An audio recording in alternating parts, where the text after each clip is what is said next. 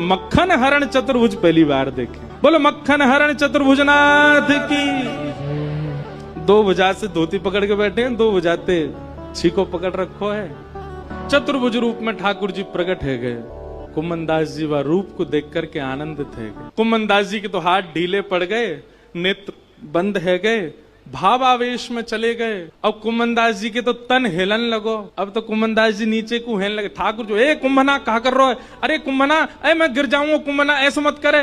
कुमनदास जी को कहां सुनाई दे। और इतने में कहावे कुमनदास जी तो बेसुध है के नीचे भये और ठाकुर जी वही छीका पे ही लटक गए। और ठाकुर जी जैसे ही लटके सो छीका पे तो मटकी नीचे गिर गई।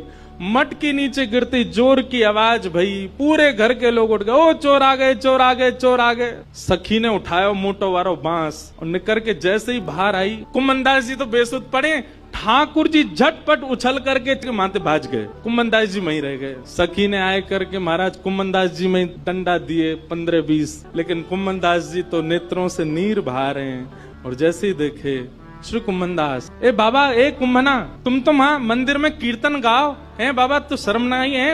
अब घर में चोरी करवे आयो है, मक्खन चुरावे आयो, जो मक्खन ठाकुर जी के काज निकारती वह तू चुरावे आयो। तब कुमनदास जी ने ये बहुत सुंदर पद गाया। तू है सखी बड़ भाग बड़ी, नंदलाल तेरे घर आवत है।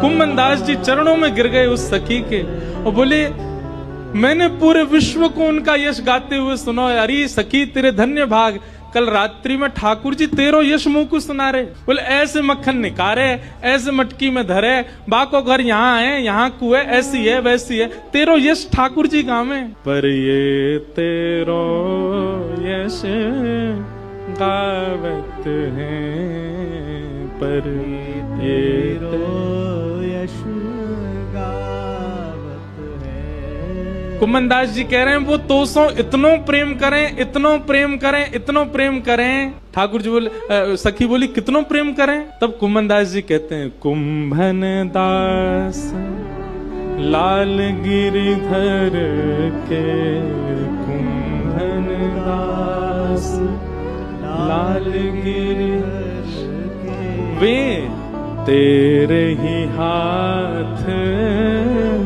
बिकावत है। अरे सखी